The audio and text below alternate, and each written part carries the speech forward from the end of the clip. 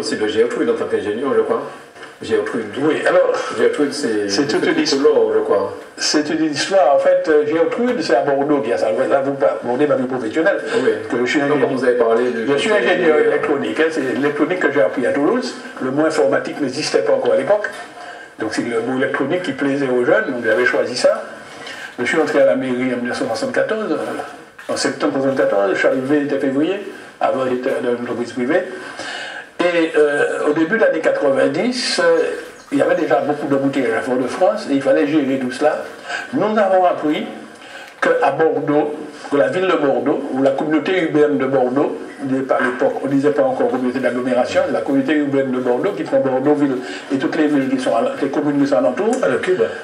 La Cube, voilà. Avait mis au point, et ils avaient breveté, un procédé pour gérer toute la circulation par ordinateur. Ben, nous allons voir ça, et nous disons que c'est intéressant, pourquoi on ne le transpose pas en Martinique? Et comme c'est un système sous brevet, mais il faut choisir les techniciens de la CUB, Communauté urbaine de Bordeaux, oui, qui avaient entre-temps créé une société qu'on appelait la SAIM Gertrude, Société anonyme d'économie mixte de Gertrude, pour venir étudier avec nous, nous transférer leur technologie. Donc nous faisons le transfert de technologie. Alors Gertrude, c'est un sigle. C'est la gestion électronique pour la régulation du trafic urbain défiant les embouteillages. C'est ça, Gertrude. Et on transfère ça ici, mais comme Gertrude c'est une marque déposée, on dit que c'est le bureau Gertrude qui le fait, mais nous allons donner un nom ici. Et le maire de Fort-de-France, Aimé Césaire, avait lancé un défi pour dire qu'il faut trouver le Gertrude, c'est pas un nom très antillais, très martiniquais. Il lance un défi.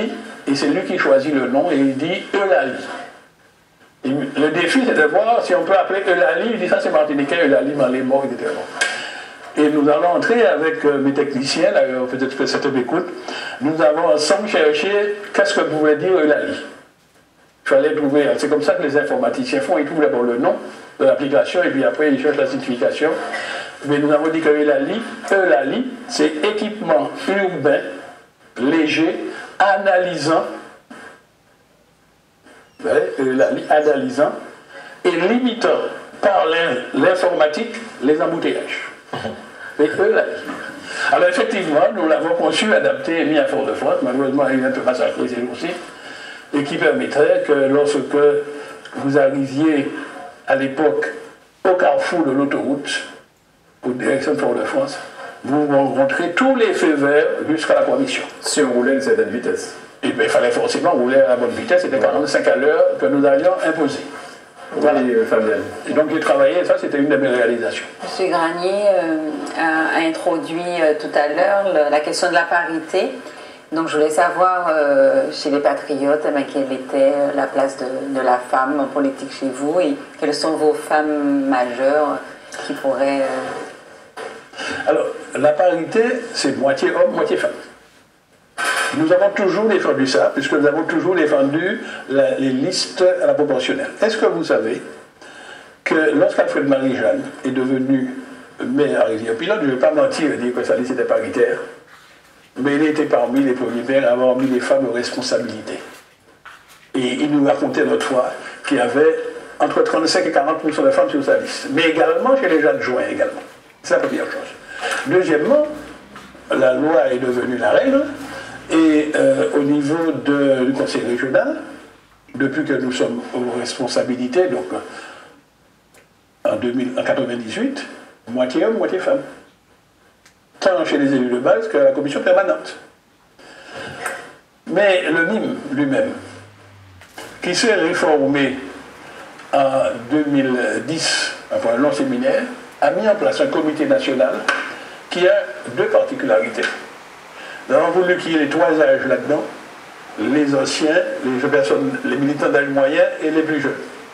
Et deuxièmement, un comité national, moitié homme, moitié femme, c'était notre volonté. Il n'y a pas de texte de loi qui nous impose ça. Alors nous avons des militantes. Les militantes, vous les voyez parmi les élus, vous les voyez au conseil municipal de Fort-de-France, vous voyez Marine Lesdema, vous avez vu Madame Nguela, Lise Nguela, qui a Alfred Marie-Jeanne avait même désigné comme présidente du PNRM. Même nous avions fait des alliances.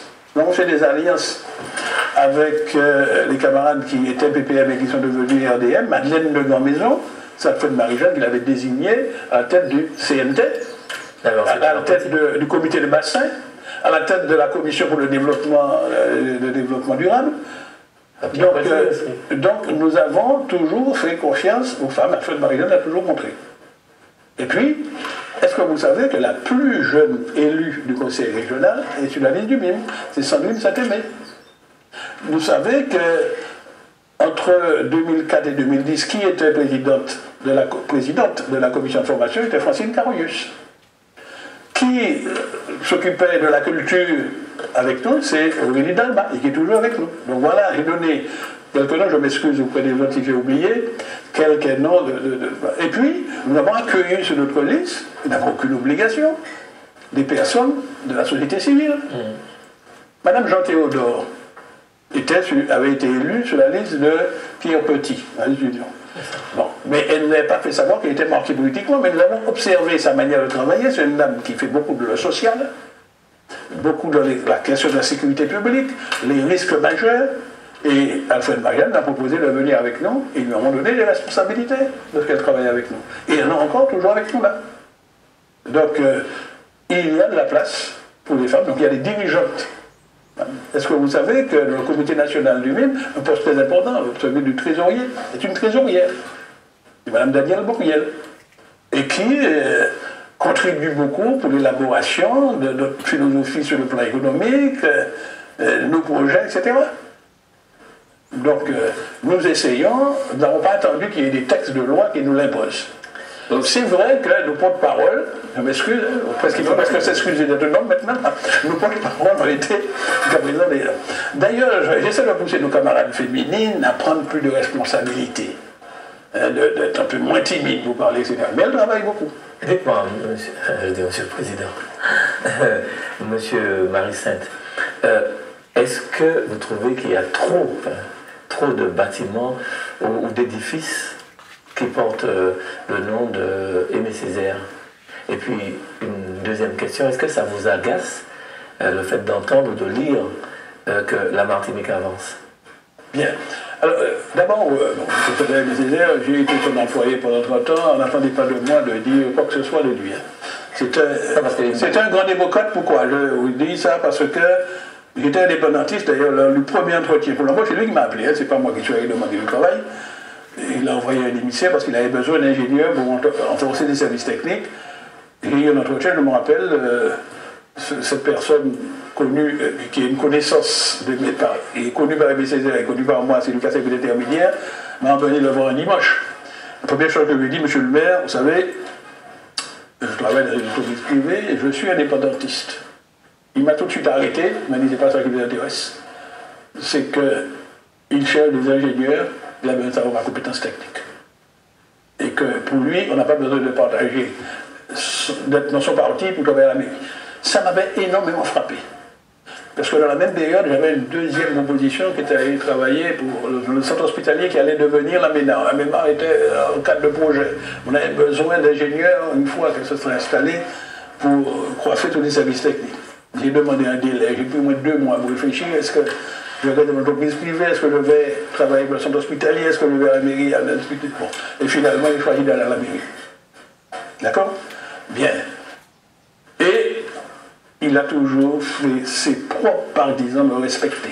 Parce que plusieurs fois, lorsque les partisans des PM ont découvert qu'il était indépendantiste, qu'en plus, un ingénieur faisant du syndicalisme, il voulait me foutre dehors. Mais Césaire m'a protégé. Donc, j'avais dit, j'avais de bêtises sur lui, sans partager son point de vue. Maintenant, ces héritiers